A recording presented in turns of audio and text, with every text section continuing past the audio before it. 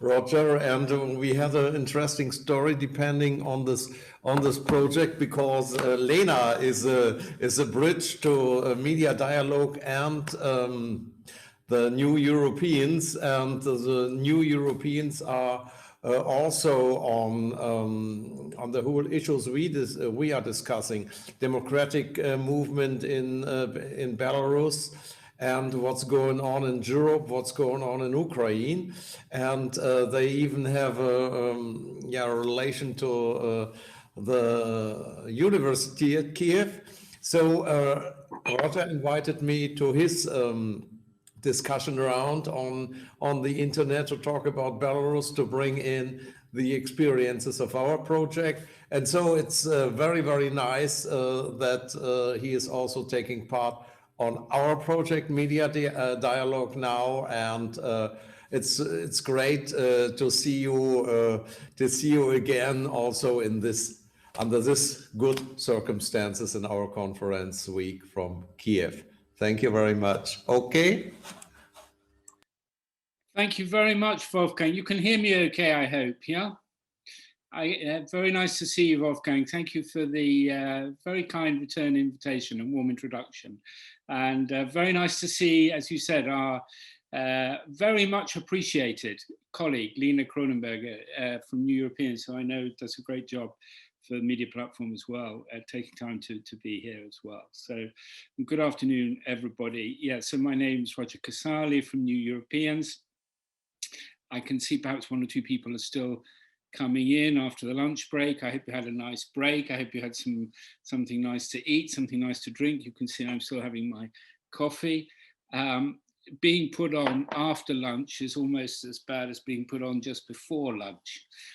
But I will do my best to engage you in these challenging times where we can't be in the same room, where we are on screen.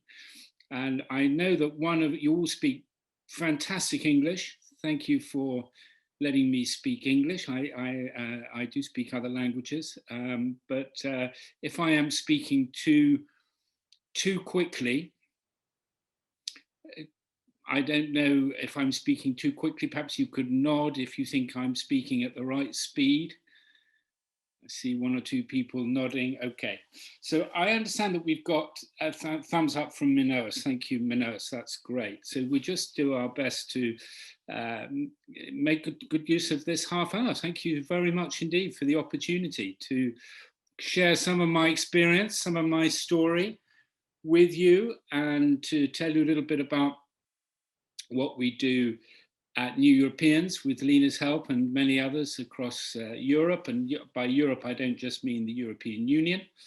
As Wolfgang said, we've been doing events on Belarus and Ukraine and Russia.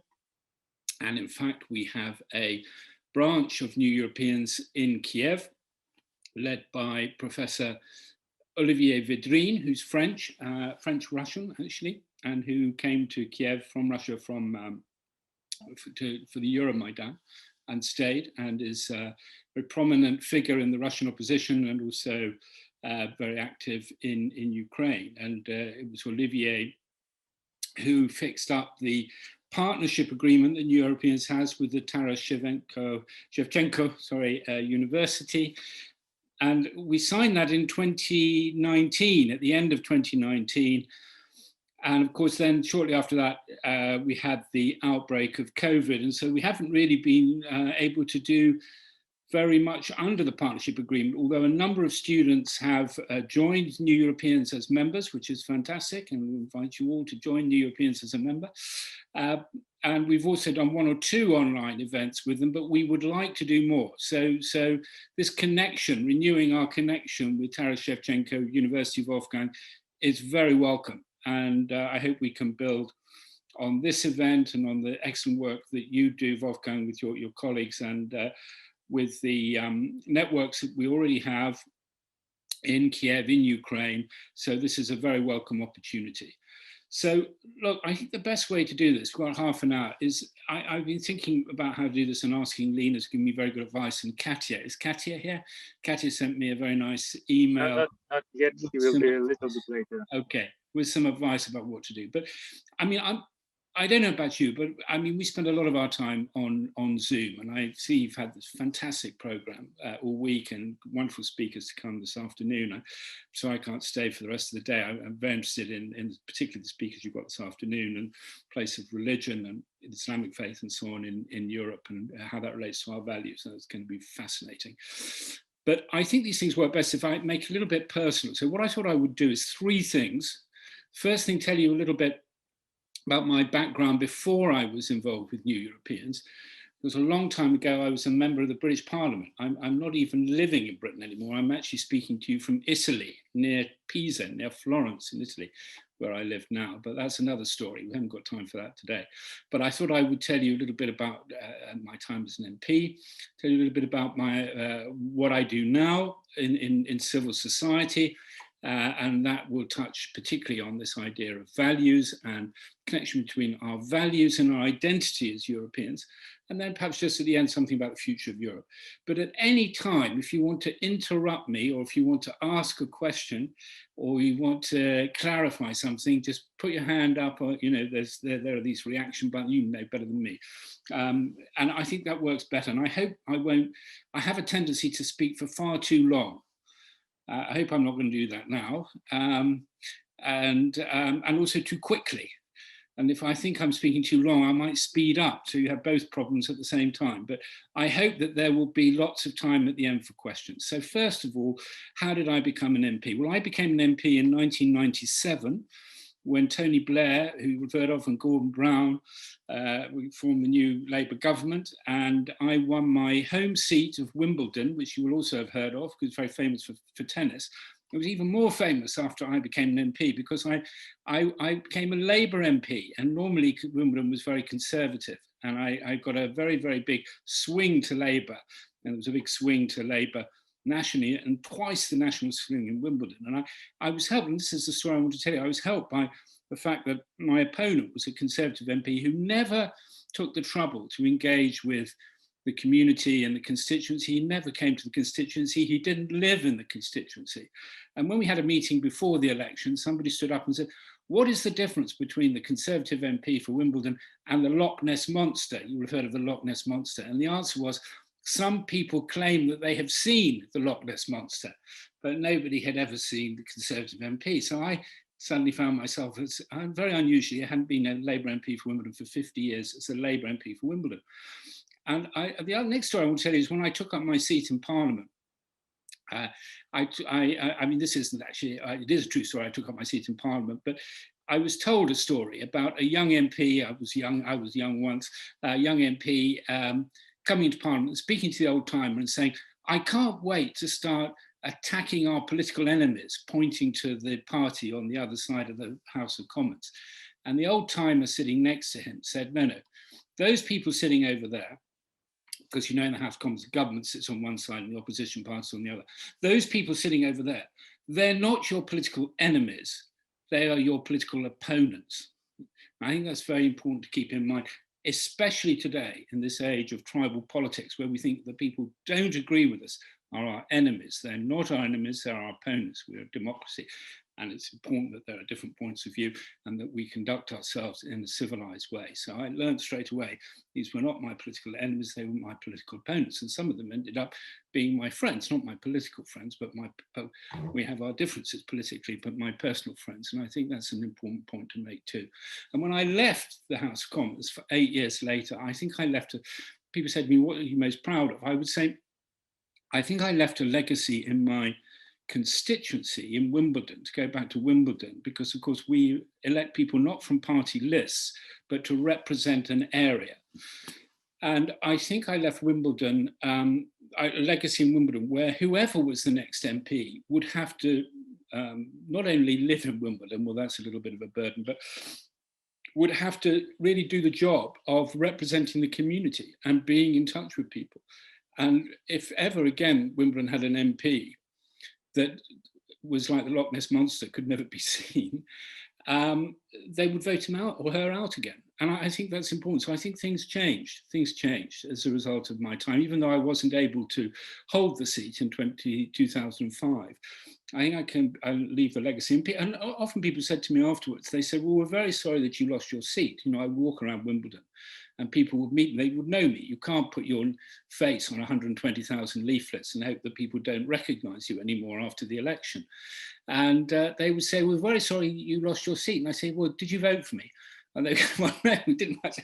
But I mean, the thing is, the nicest compliment that I could have would be somebody who came to me and said, you know, when I was an MP, I didn't vote for you, but I think you're doing a very good job as my MP. And I think that I just make this point because I think that's my understanding of how politics should work.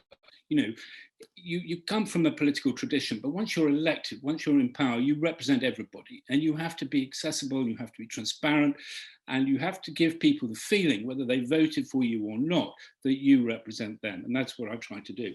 And then I went into the private sector for 9 years, and I worked for a very big multinational company called Finmeccanica that makes everything from satellite equipment to helicopters. I wasn't terribly interested in any of that, although it sounds very exciting, but I was very interested in the relationship between industry and politics and how that's done in an appropriate way. And of course, one of the challenges that we face today in the modern world is corruption and the way in which big interests, financial and commercial and economic interests, influence politics. And it's very important that there's a dialogue between politics and industry, and it has to be done in the right way. You might like to ask me more about that in the questions. I did that for 9 years, and I've got some ideas of my own about how to do that. And I think it is important that both sides understand each other much better. It's not about asking favors. It's not about trying to find an inside track. But, you know, MPs need to be educated about how industry works, and industry needs to be educated about politics works. And that's why dialogue is so important. And as I understand it, these dialogues are part of what this is all about. And so I applaud you for the work that you do on that. I think it's extremely important that we all understand how other bits of the world work, because we're all dependent on one another at the end of the day. So the third part of my remarks, and then I want to stop if I may, and open it up to questions. And is the work that I've been doing for New Europeans in civil society. What is that all about? Well, that's a very long story. Let me tell you how it started. It started in 2013 in London when we set up New Europeans, because I could see that there was going to be a good chance of a referendum, or a famous referendum, on, I don't want to say the word, but I think you know the one I mean. It begins with a B.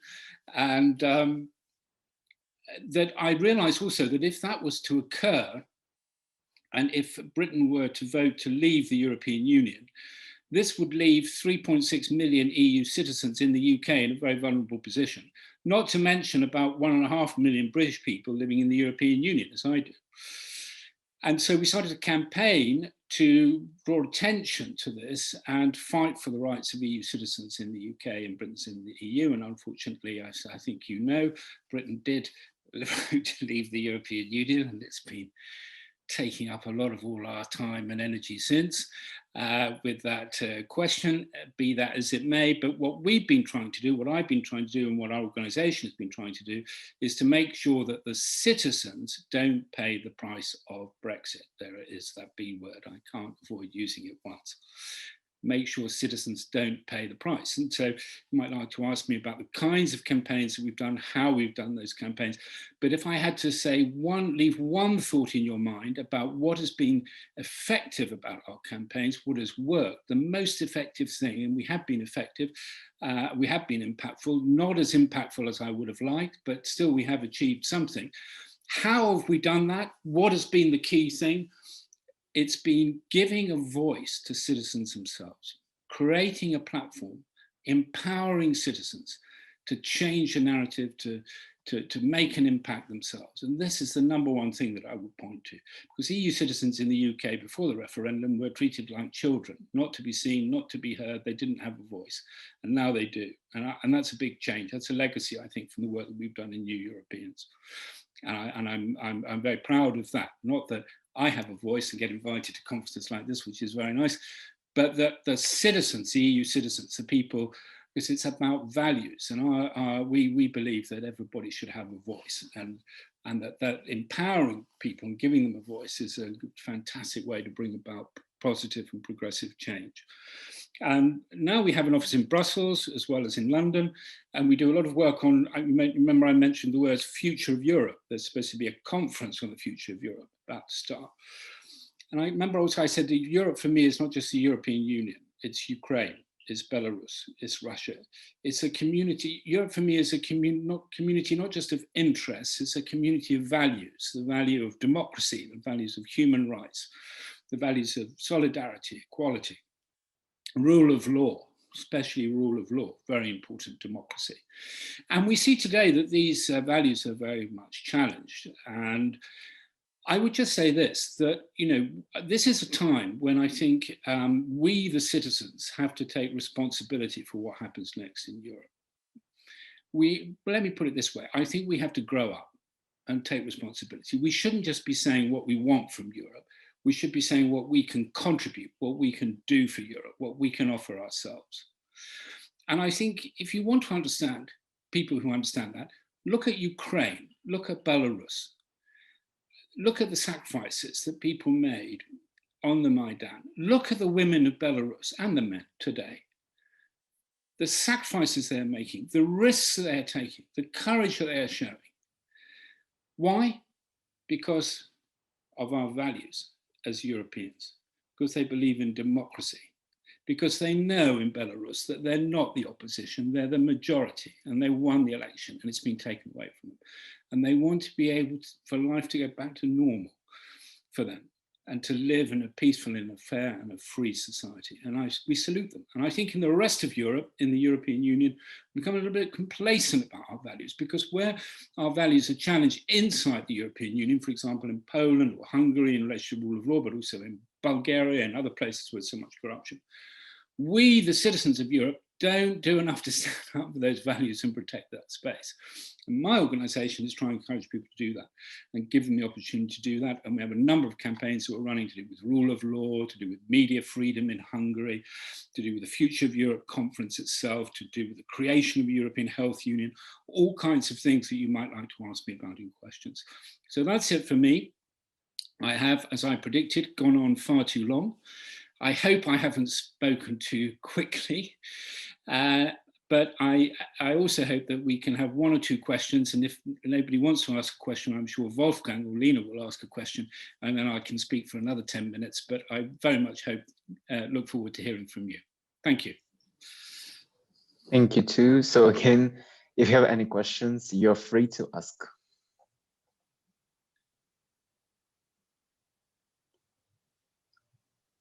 All right, I guess again, thank you. And we will move on. If you have any, maybe I have sorry, one question. Okay, yeah. Go. I have a bit of a critical question. That's why I wanted to ask other people first, because I thought your presentation was very interesting, and thank you for that. So that was the positive part. Now the critical question. Yeah. Because as you can tell from my name, I have some connection to Greece, and many people in Greece, for example, have some bad impression from the European Union and Europe, these kind of concepts, because of the happenings in the economical crisis and the role the EU played, also as kind of an instrument to work against the will of the Greek people who didn't want to have these austerity politics anymore. What do you say about these challenges for international cooperation in favor of the people? Well, I agree with you. I think that Europe is a community of values, not just of interests, and one of those values is fairness and equality and solidarity.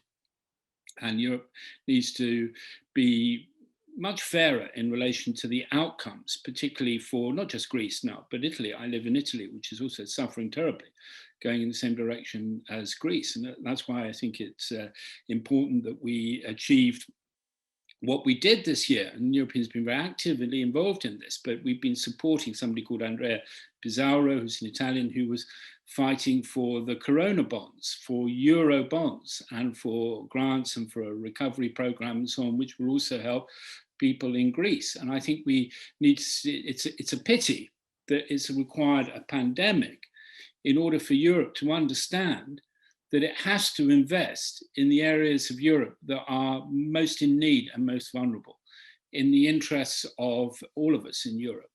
And I hope that after the pandemic there will, and the recovery program, the lessons will be learned, and that we will continue down this path, because all kinds of things have been done in the last 12 months, or the last 6 months in particular, that we were told during the Greek crisis were impossible. And now we've seen that they can be done if the political will is there. And that's why the citizens are so important. You know, you can't just leave this to the politicians, because the politicians will tell you, you know, for years and years and years, it's impossible to have Euro bonds. And then all of a sudden, in the midst of the pandemic, I'm not saying we didn't ask for it, we campaigned very hard for it, but in the end, we got it through. So things that we're told are not possible, are impossible, and not in fact impossible. They're a result of political decisions. And we have to hold politicians accountable for the decisions they take. And we have to mobilize support for different kinds of solutions, more imaginative solutions that are going to build the kind of Europe that we want. And the kind of Europe that we want to see is not one where people in Greece can't afford to go to the doctor, can't afford to buy food, where you have to start selling the islands off of Greece to pay the national debt. That's not the kind of Europe anybody wants to live in. But it's up to us as citizens to mobilize, to make our voices heard, if we want things to change. If we sit back and wait for the politicians to do it without making our voices heard, then we're really going to get nowhere. So there's no guarantee that getting involved and getting active and doing things will bring change, but you can point to things where things did change. I started off telling you about my experience in Wimbledon, that had been conservative for 50 years. It changed. I lived in Berlin in the 1980s. I was there when the Berlin Wall came down. I know that change is possible, and I know where it came from. It came from the citizens and solidarity in civil society.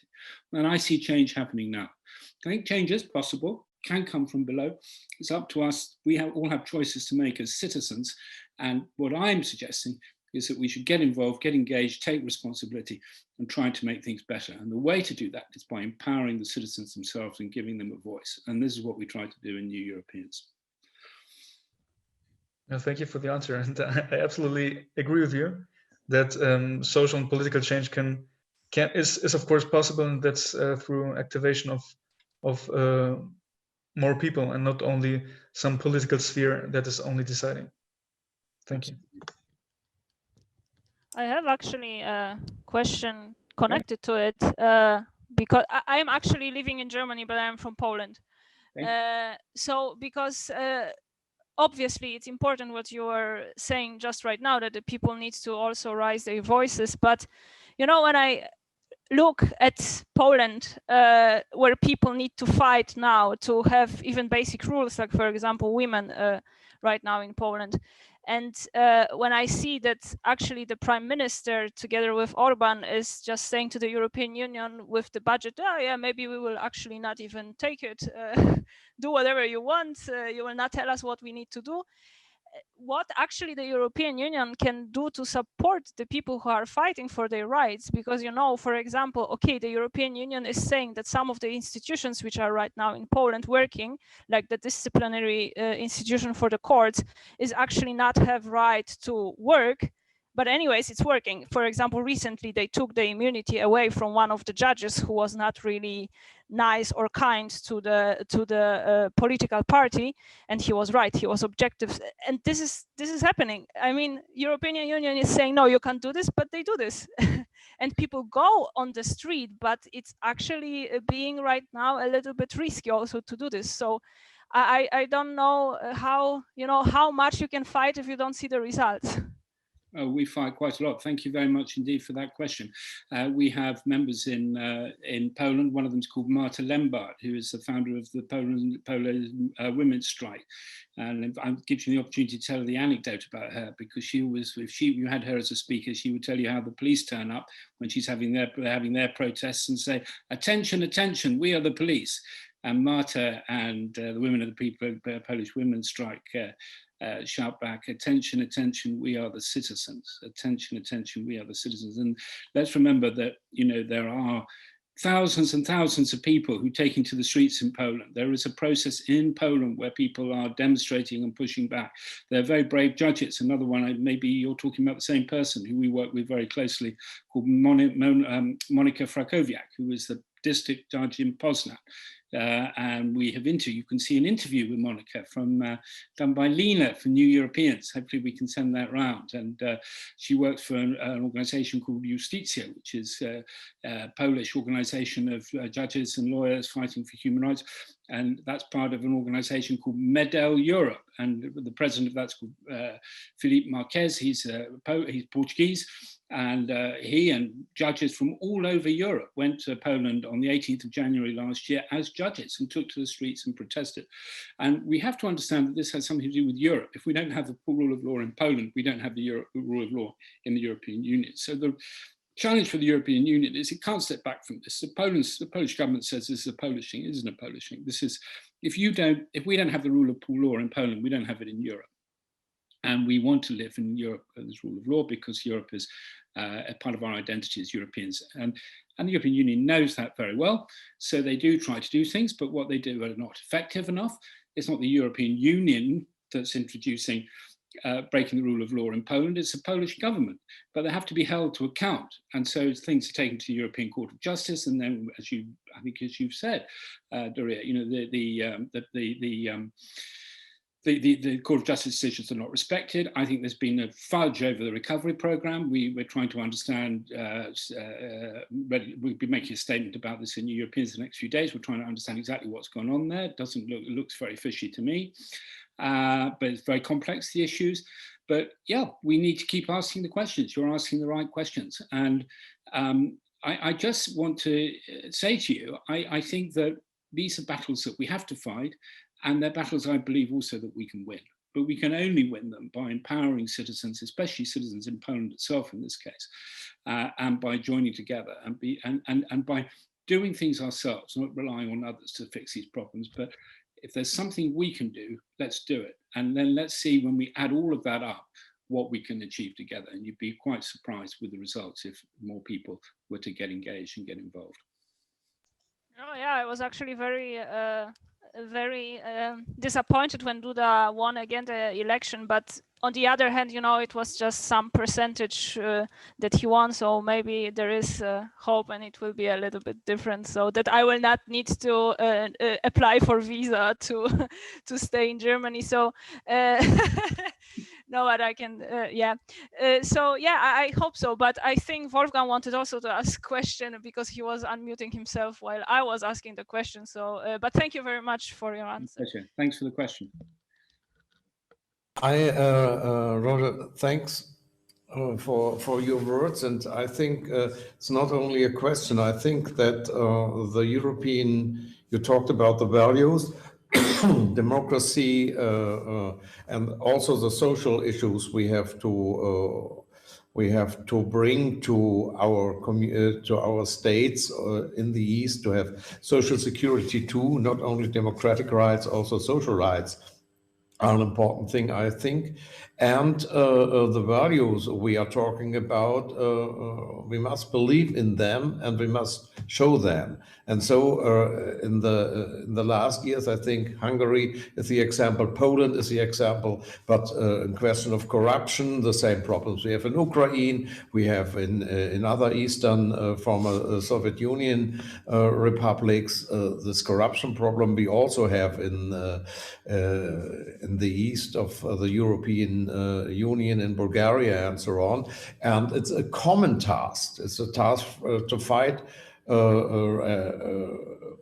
together with the Democrats in Ukraine, and together meanwhile with the Democrats in Belarus, for these values really in whole Europe, and knowing that in the EU, not every country is based on these values. It's a common task to fight for them, to get in this aim to have a peaceful way in Europe. And you know, I was very disappointed about the European behavior and the European states in the Armenian Karabakh war, or let's say Turkish IS aggression with together with Azerbaijan, let's say it in this way, that there was no reaction. And this is a way we have to work a lot on Europe in the future, together with Ukraine, Belarus, and all other countries who want to be based on these values. Thank you very much. I'm just going to speak for a minute in response to that wonderful remarks you've just made, Wolfgang, because I know that my time is up. But I just make the point again, Europe is a community of interests as well as a community of values. And the way that the clash of interests plays out is sometimes very ugly. But you know, it is also a community of values. And this is what we need to hold up, you know, and make people see in the mirror all the time. And, you know, the battle for Europe has always been a battle for values, actually. You know, interests collide and clash, but actually when you look at history, what has it really been about? It's always really been about values. And that's true in the past, and it's true today, and will be true in the future. And we have a choice to make as citizens, which side of history we want to be on. And a decision about that is about our values. What are the values that we identify with? And if we identify with those values of democracy, solidarity, the rule of law, human rights, then solidarity, equality, I believe we are identifying with what one might call a kind of European identity. And I also think that people outside the European Union often understand that much better than people who are inside the European Union, to be frank. And that's really what it's all about. And so just ask yourself your question, who am I? What does it mean to be a European in 2020? And what are the values that make us Europeans? And and then I think you begin to understand what is at stake today and what you need to do as potentially as a citizen. And whether you do a lot or little is what's important in the end is to remember we've got to be a team. Nobody's going to be able to do this on their own. So every little helps. And I hope that you will make your contribution too. Thank you very much.